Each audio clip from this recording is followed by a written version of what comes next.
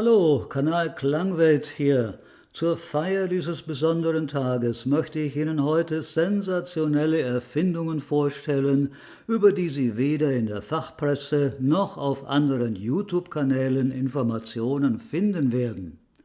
Um der Erste zu sein, der diese Knülle ans Licht des Tages bringt und um der Konkurrenz zuvorzukommen, breche ich mit meiner Tradition der Veröffentlichung am Wochenende und stelle Ihnen diese exklusiven Inhalte schon am heutigen Mittwoch vor. Keine langen Vorreden, los geht's!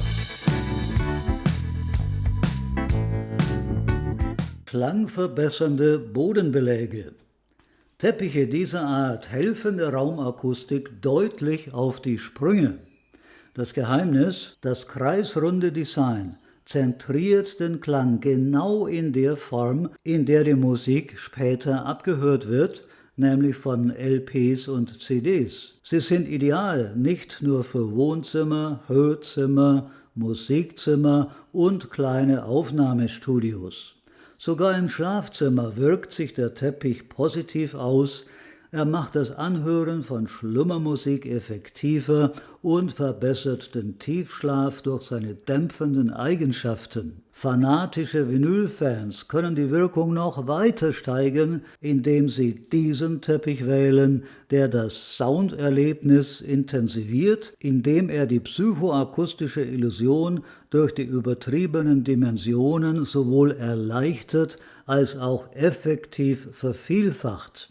Hardliner lehnen das natürlich strikt ab und sparen, bis sie sich einen der brandneuen Tower-Plattenspieler leisten können, die sich von Größe und Design her perfekt in jede schon vorhandene Anlage eingliedern. Das Bild zeigt die Standardfarbe Weiß.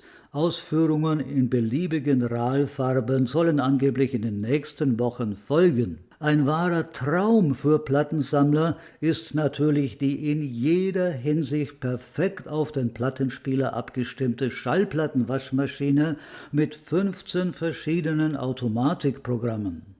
Bei einem Verbrauch von nur 10 Liter Wasser und 1 Kilowattstunde Strom ist ein Kauf auch für grünorientierte Kunden leicht zu verantworten. Ehefrauen stellen sich ausnahmsweise nicht quer, denn während der Hi-Fi-Gatte selig den lupenreinen Scheiben lauscht, können Sie die Maschine auf andere Art nutzen. Sie arbeitet flüsterleise und stört den Göttergatten keinesfalls bei seiner Hörsitzung.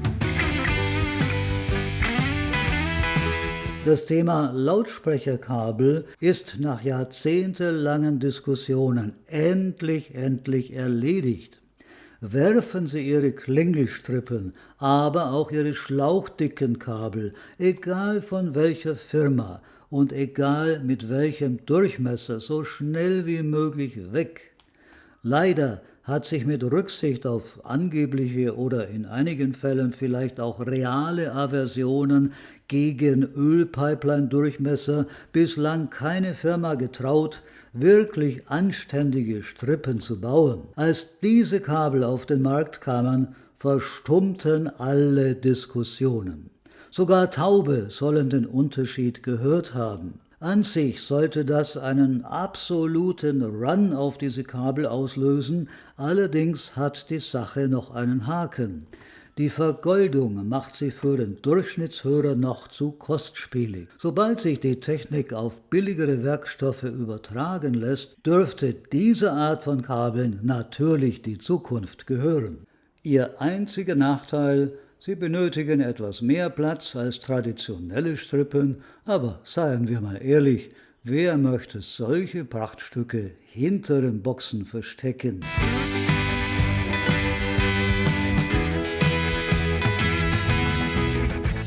Endlich hat ein Forscherteam in einer groß angelegten Versuchsreihe den Grund für die von den meisten High-End-Fans beklagte Bassarmut ihrer Anlagen herausgefunden. Die Ursache lag in einer fehlerhaften Berechnung der Treibereffizienz, die seit Jahrzehnten immer wieder unbesehen und unkontrolliert übernommen wurde. Damit ist es nun vorbei. Die Parameter sind korrigiert und die ersten Treiber, die auf der Grundlage der völlig neu ermittelten Formel hergestellt wurden, werden bereits ausgeliefert. B&W erweist sich als mutiger Vorreiter und ist schon dabei, seine Nautilus-Modelle entsprechend zu modifizieren. Auch bislang völlig unbekannte Firmen haben für Marktforschungszwecke auf geeigneten öffentlichen Plätzen bereits Demo-Modelle aufgestellt, um die Reaktionen der künftigen Klientel zu testen. Die Preise für überteuerte Raumakustikmaßnahmen sind über Nacht ein Thema von gestern geworden.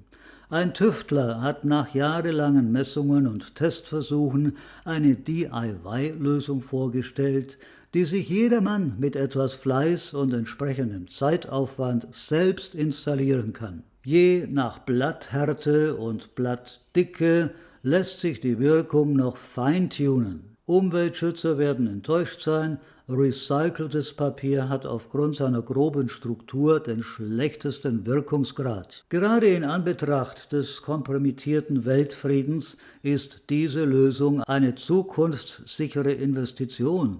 Bei einer Verknappung der begehrten Ware kann man Rolle für Rolle wieder ihrer ursprünglichen Funktion zuführen, bis der Notstand behoben ist und sobald sich die Lage entspannt hat und die Regale wieder gefüllt sind, die Lücken Stück für Stück auffüllen. Hier noch einige Kurzmeldungen. Absorberfüße wie diese hier von Live Audio sind bald Schnee von gestern.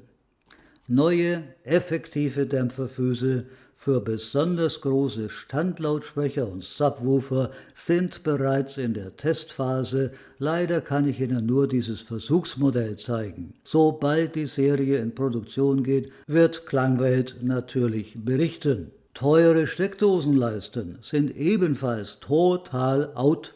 Spezialfirmen melden Konkurs an.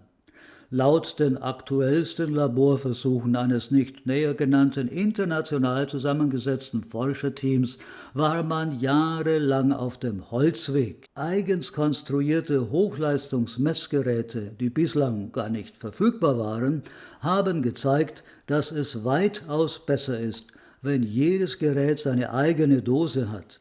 Im Verbund synchronisiert sich der Elektrosmog von selbst zu einem homogenen Fluss, welcher dem Klang unerschwinglicher Edelsteckleisten haushoch überlegen ist, denn dort infizieren sich aufgrund der gemeinsamen Leiterbahn die Geräte sozusagen gegenseitig und Störimpulse haben keine Chance, sich von selbst zu adaptieren. Die nächtliche Jagd nach Störenfrieden ist somit eine Sache der Vergangenheit. Ein Tipp für Hi-Fi-Leute, die zugleich Schachliebhaber sind. Werfen Sie Ihre alten Röhren um Gottes Willen auf keinen Fall weg. Sie leisten immer noch gute Dienste als Türme, Läufer, Springer und Bauern und Sie vergessen die komplizierten Typenbezeichnungen Ihrer ehemaligen Lieblingsröhren nicht so schnell, wie das sonst der Fall sein könnte.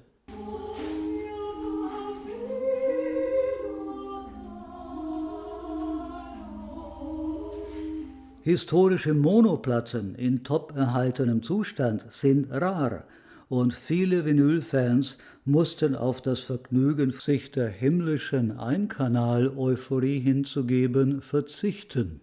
Das hat sich jetzt geändert. Der ruinöse Monosnobismus könnte in kürzester Zeit in einen wahren Volkssport ausarten und das für eine einmalige Investition von weniger als €1 pro Person. Sollte die Ehefrau mithören wollen, legt man noch einen Euro drauf für den Kauf einer zweiten Tüte. Bei finanziell Bessergestellten zeichnet sich sogar ein neuer Trend ab. Man kauft eine ganze Schachtel und lädt am Wochenende die gesamte Verwandtschaft zu einer Monoparty ein.